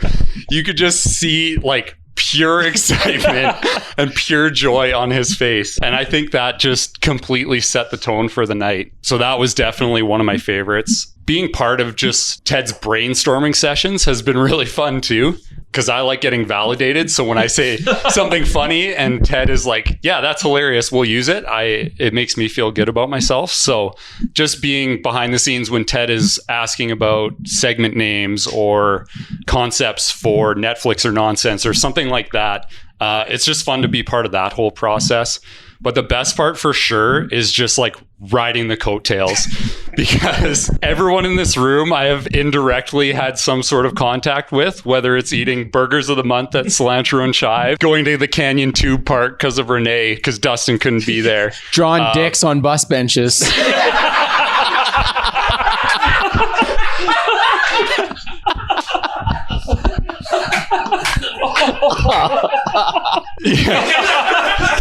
Who else but Uncle Meat? Getting to drink all the leftover troubled teas and, messing up ad reads for Andrew Russell. One day maybe I'll buy a house. We'll see. But just, getting to ride the coattails of your guys' success has definitely been the best part for me. You're welcome. Well, if Erin doesn't fix her hair, you may have a full-time job in your future. So don't do anything stupid over the next little while. Yeah, don't go to Lund's barber. Yeah. Or Erin's, apparently.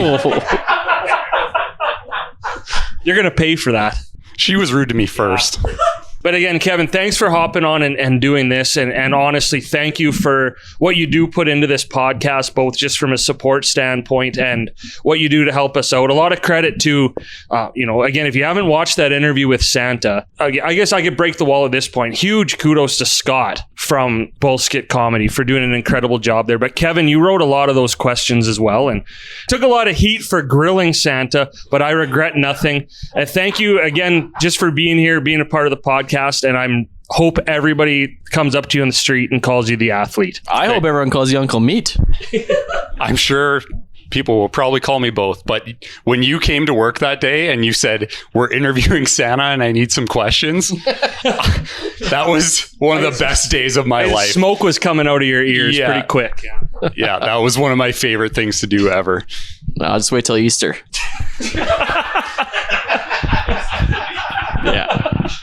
Ryley, you ready to hop on? We do have Ryley from Communal Creative Studios with us, and Brendan couldn't be with us tonight. Of course, Bose, our presenting sponsor. We could talk for hours about Brendan and everyone at Bose and the things they do in the community, but we'll only talk about it for about an hour because we're already running long. But Ryley, we mean it when we say when you and Ryan became part of this podcast, I think the first thing you guys did was come meet us at Canyon Tube Park and do a video with us. I knew Ryan a little bit. You came out, I don't even know if you'd heard this podcast before. Brendan probably basically said, hey, we're sponsoring this podcast. It was right when you guys were in the midst of building this studio, building towards the road, the stage. What did you think just hopping on it, and being a part of this right away? It's being a music guy, probably something you weren't necessarily expecting to become a big part of your life. It definitely was not the direction I had assumed my life would be taking, but join the club.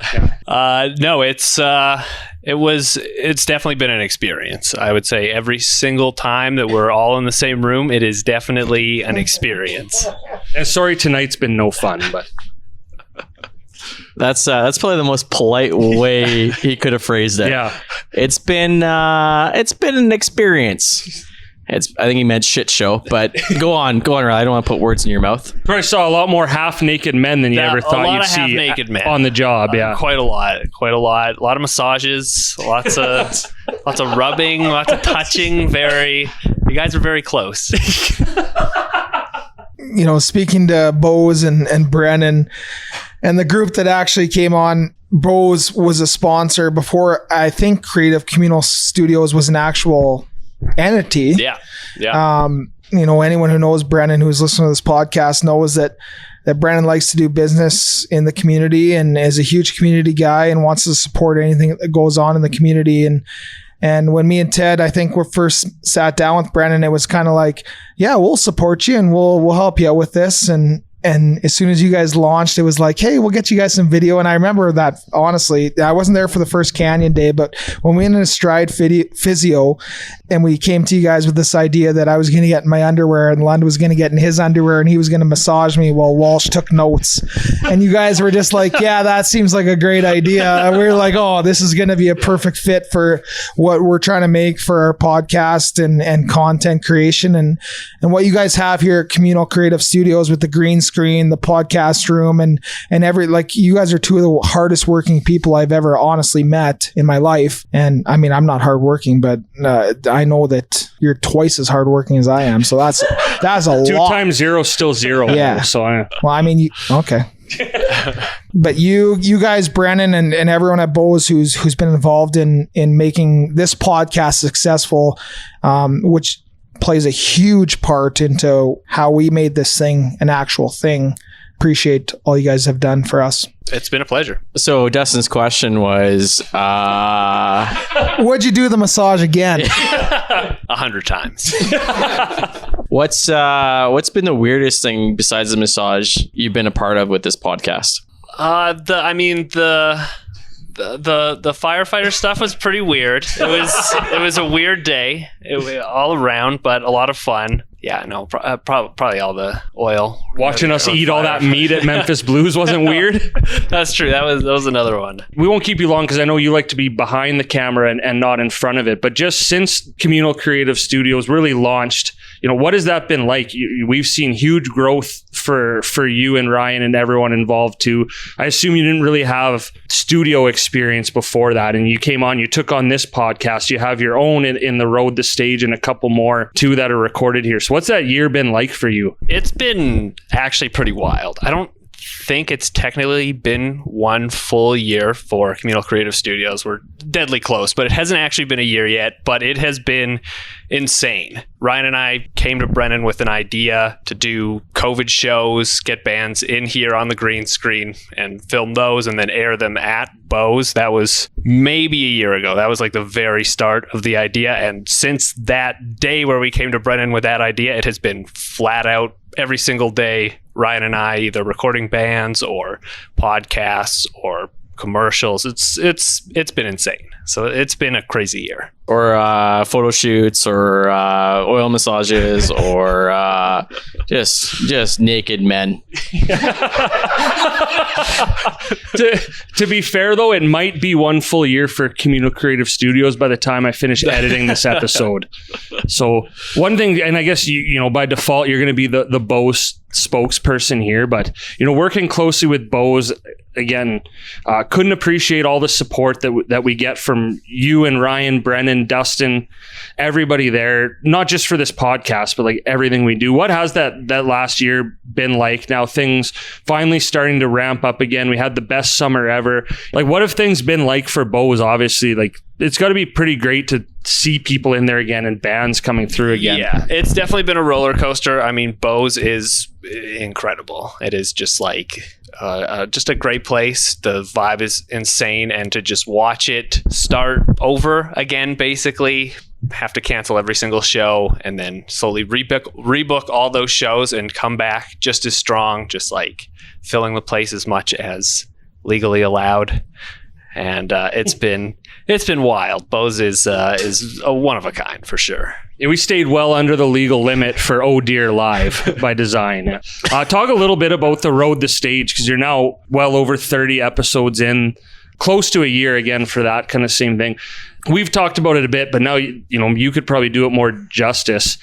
Just talk a bit about the podcast, what your goal is. I think it's great highlighting all the Canadian musicians from, well, around Canada. Yeah. I was going to chime in, but you got it. But yeah, anyways, tell us a bit about it, because I think it's great. I'm a music guy, and it's pretty cool, some of the talent that you're pulling in to talk to on this podcast. Yeah, that's Ryan and I's full-time producing podcast gig that we do every Wednesday. It's called The Road to Stage. It is hosted by Peter Michaels and Patrick Bateman, two relatively well-known music men in Red Deer. But they're not as famous as Dustin.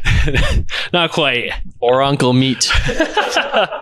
But yeah, we get a ton of varying sized musicians to come in and just tell their stories, have a good time, talk about the road and the stage, and a lot of the time neither of those things. That's why they call it that.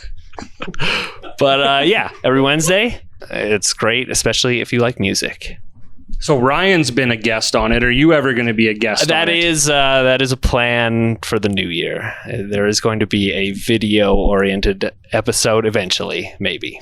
Ryley, we'll let you go, because you actually were editing The Road to Stage because you got sick of listening to whatever the hell we're doing tonight. But this goes to you and Ryan and Brennan, everyone at Bose. Like, thank you from the bottom of our hearts for coming on and for the work that you guys do on this podcast. Every couple weeks you come here, you're here till 11 o'clock or midnight watching us record. You make some amazing videos for us, and 100% we would not have made it a year without your guys' help, because the way things were going for me, like it wasn't going to keep going. It was the basement Zoom stuff was a lot of work. So thank you, and thank you to Bose again for the constant support and much love. Yeah, thanks a lot, Ryley, and pass on our well wishes to Ryan, who couldn't be with us tonight because he's busy working again. Why did you? Sound like a bad wife. Yeah, I did, didn't I? He's out late again. All right, so thank you again to Ryley. Thank you to everyone. I can't believe you're all still here too, but for hopping on, it was really fun to have so many different interviews in one night. So we're going to bring coworker Erin and her fantastic hair back to wrap up. And guys, just really quickly, I think, if you can share one of your favorite moments from the last year. And I'm going to start, Walsh, you mentioned it off the hop, was that quote unquote practice podcast we did in Dustin's basement, where I watched, Dustin sent me the video from his phone and I deleted it. It was like, okay, despite this, I still think we can do it, but I know you all got a little banged up, and it was, I don't know what it was, but it was awful. It was literally 4 people talking about 4 different subjects at the same time, which we sometimes do, but that was like 30 minutes of it. I remember after thinking to myself, like, yeah, sure, we had this conversation at the pub to start a podcast, but after going through what we just went through for an hour, there's not a hope in hell we could start a podcast. It was my thought when we left that thing, and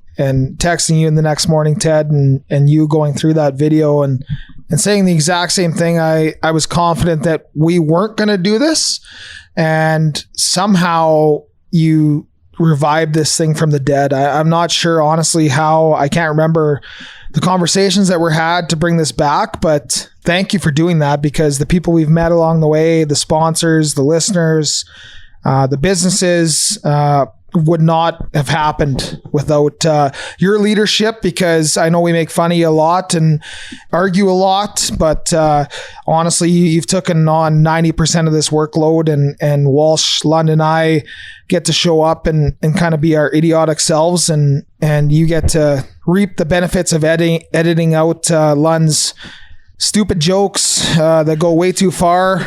And to be fair, I have to edit out a lot of mine too. So my favorite part of our podcast is... Thank you, Dustin, by the way. Is those nights where we do go off the rails and we kind of go down a rabbit hole, and we obviously know a lot of it's not going to make it, but there are some gold nuggets that happen when we do kind of go off track. So that usually happens once an episode for about 5 or 10 minutes. But to me, that's probably the time that I have the most fun.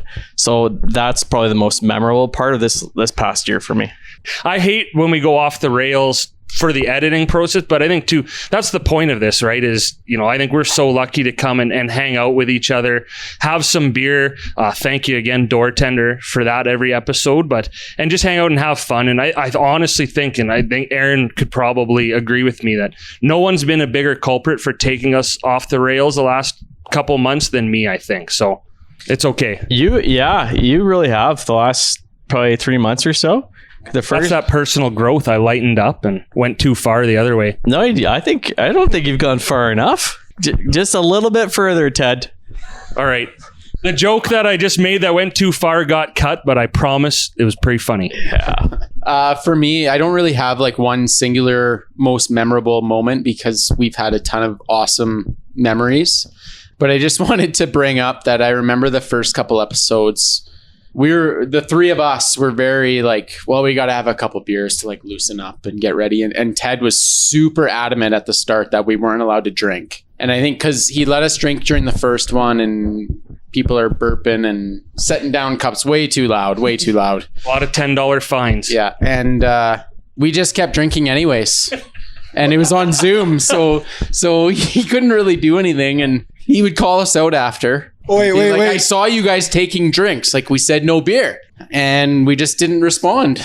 And here we are. Yeah. Drinking beer. Well, Kev, one of the best parts though, and I'll remember this between me, you and Lundy, because Ted was always the guy with the mixer at home and checking on all the volumes and stuff. And he'd be, okay guys, quick break, take a pee if you want. And we'd all just be sitting there like cheersing each other on the Zooms. There's still beer in that. I thought it was empty. Dustin just idiotic behaviored and spilled beer all over himself. Thought that was empty. But we'd be cheersing each other while That's what happened on Zoom. Yeah. That's what happens when you don't drink local craft drinks, Dustin. Like I know. Troubled tea. Like Konnor with a K would say, put down the fucking Coors Banquet and pick up a troubled tea. He would say that. Anyways, but it was the drinking during, because those mics picked up everything. So we just hear, especially Dustin. I hate that. Mouth noises. Water under the bridge. Hey, boys. We're here now. We made it. Here, let's toast to 1 year. We're still drinking. Yeah. Cheers, guys. Just tried to drink the microphone. This is only my second drink.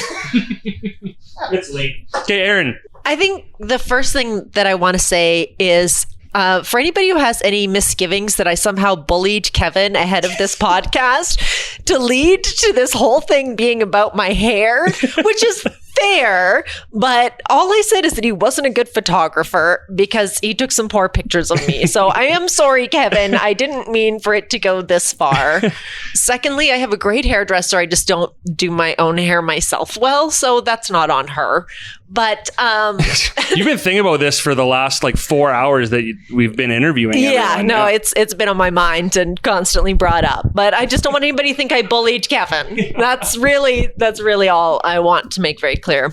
We got you back. Yeah. yes, you did. Don't think twice. I will never say anything to Kevin ever again, just in case it might kind of insult him. But yes, I think that there have been, this podcast makes me laugh more than I ever have. And every time we're here, whether it makes it on the air or not, is hilarious and fun and such a delight that I'm just incredibly grateful to be even a small part of it. So, Aaron, it's a delight to have you on this podcast as well. Thank you.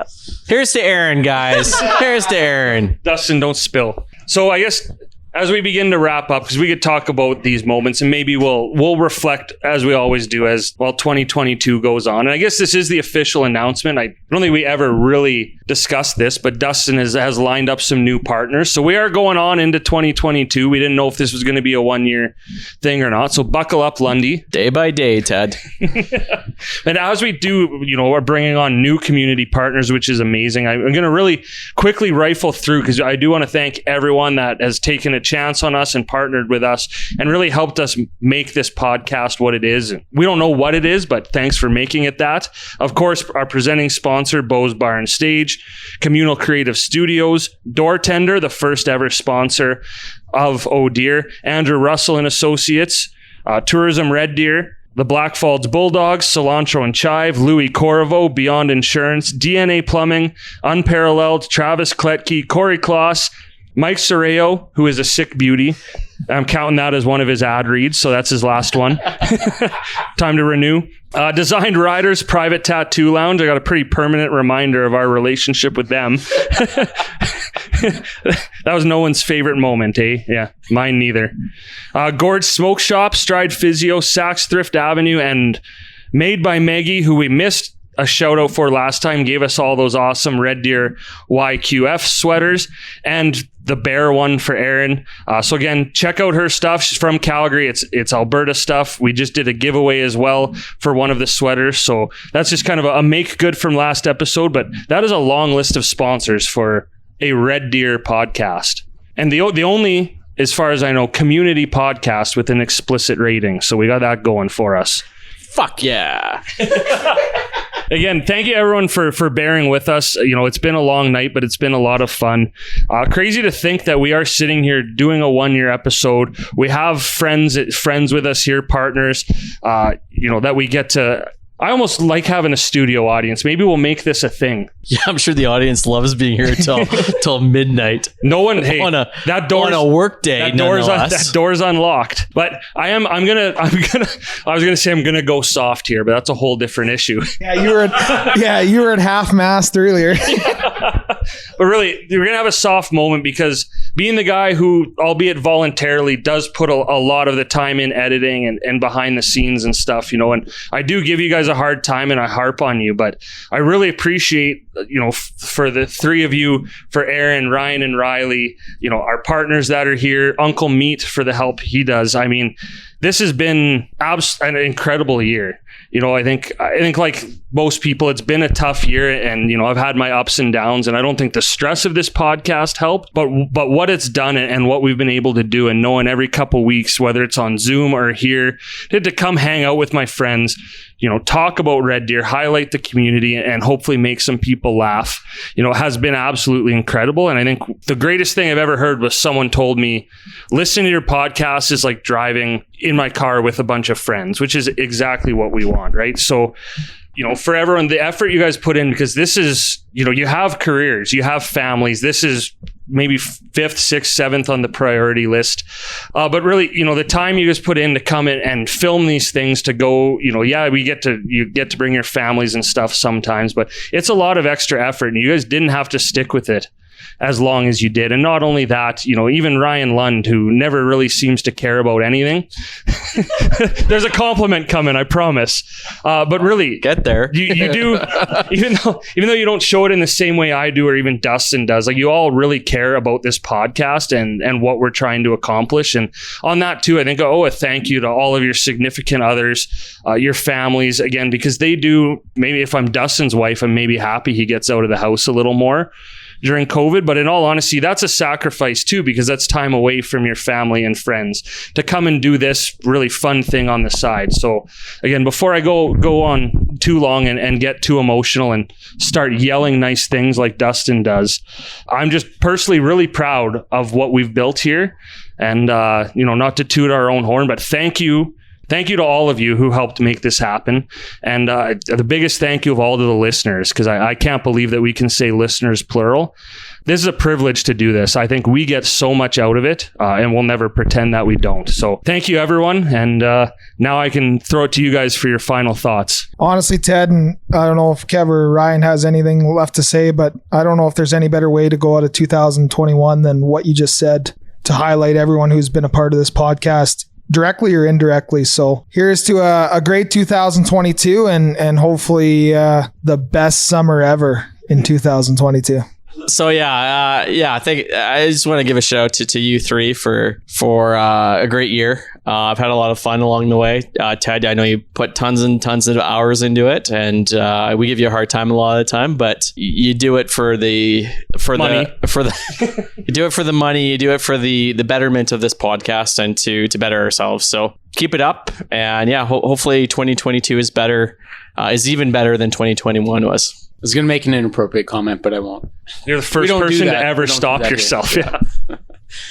No, just to echo with those guys. I mean, thanks. I'm really, it's pretty incredible that, for three of us, me, Lundy, and Dustin, we've known each other since grade 7, or at least I've known these guys since then. It's been a long time. And to say that you guys are my best friends, I think that's pretty special. And I think we're all really lucky, really, Ted, that you drove this kind of forward despite all our reluctance. And there was times when I definitely thought that it wasn't going to work and was thinking, why the hell are we doing this? And who's listening to this? But the work you've put in is incredible. And I just want to say thank you for myself. You make it really easy for me this is the one thing in my life that I don't have to be on top of business wise or whatever. And for me, it's kind of an escape. And I really appreciate that you just give me a couple things to think about. And I promise I look at them. It might be on the drive here, but I still look at them. But you've helped drive this forward, and I look forward to the future. Bright things. Yeah, no, it's been an incredible year, and I'm so proud of you guys. And it's probably time to pop a bottle and cheers to Oh Deer and to Red Deer in 2022. And with that, thank you everyone for making it through this marathon episode of us really just tooting our own horn. Whether you're at half mast, full mast, no mast. Thank you. But really, this has been a ton of fun. Thank you to Konnor from Troubled Monk, Andrew Russell, Uncle Meat / The Athlete / Don't Call Me Kevin, Rene from Tourism Red Deer, Ryley from Cilantro and Chive. Thank you all for being here. It really was a ton of fun having you here hanging out with us. And on behalf of Dustin Moore, Ryan Lund, Kevin Walsh, coworker Aaron, and everyone involved in this podcast, it has been an absolute pleasure the last year. So cheers to another year of Oh Deer. Wow! Crushed it. Wow, what a way to end.